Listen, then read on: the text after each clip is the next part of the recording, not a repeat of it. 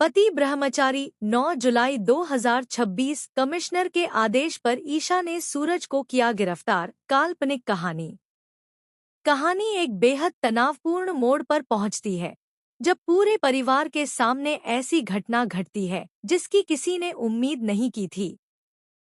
सूरज पहले से ही कई सवालों और आरोपों के बीच घिरा हुआ है, लेकिन उसे विश्वास होता है कि सच जल्द ही सबके सामने आ जाएगा। दूसरी ओर ईशा लगातार अपने कर्तव्य और रिश्तों के बीच उलझी हुई दिखाई देती है।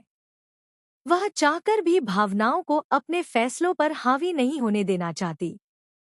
इसी बीच कमिश्नर तक कुछ ऐसी जानकारी पहुंचती है जिससे मामला और गंभीर हो जाता है। प्रारंभिक तथ्यों को देखते हुए वह तुरंत कार्रवाई के निर्देश देते हैं। आदेश मिलते ही ईशा के सामने सबसे कठिन परीक्षा आ खड़ी होती है। जिस व्यक्ति के साथ उसका गहरा भावनात्मक रिश्ता रहा है, उसी के खिलाफ अब उसे कानूनी कार्रवाई करनी पड़ रही है। जब ईशा पुलिस टीम के साथ सूरज के सामने पहुंचती है, तो वहां मौजूद सभी लोग स्तब्ध रह जाते हैं। किसी को विश्वास नहीं होता कि हालात इतने आगे बढ़ जाएंगे।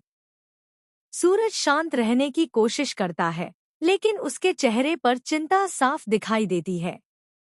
ईशा भी भीतर से टूट रही होती है, फिर भी वह अपने कर्तव्य का पालन करते हुए सूरज को हिरासत में ले लेती है। यह खबर पूरे परिवार में तूफान की तरह फैल जाती है। कुछ लोग सूरज को निर्दोष मानते हैं और उसके समर्थन में खड़े हो जाते हैं, जबकि कुछ का मानना है कि कानून को अपना काम करने देना चाहिए। परिवार के भीतर आरोप प्रत्यारोप का दौर शुरू हो जाता है और रिश्तों में नई दरारें उभरने लगती हैं। उधर सूरज यह समझने की कोशिश करता है कि आखिर उसके खिलाफ ऐसी कौन सी बात सामने आई जिसके कारण यह कार्रवाई हुई। उसे शक होने लगता है कि कहीं कोई उसके खिलाफ साजिश तो नहीं रच रहा। दूसरी ओर ईशा भी सच्चाई तक पहुंचने का फैसला करती है, क्योंकि उसे महसूस होता है कि इस मामले में कई ऐसे पहलू हैं जो अभी सामने नहीं आए हैं। अब सबसे बड़ा सवाल यही है कि क्या सूरज अपने ऊपर लगे संदेह को दूर कर पाएगा? क्या ईशा सच्चाई का पता लगाकर सही इंसाफ दिला पाएगी?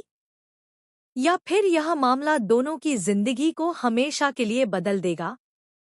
आगे की कहानी में कई भावनात्मक और अप्रत्याशित मोड़ सामने आ सकते हैं। नोट: यह एक काल्पनिक कहानी है। इसे किसी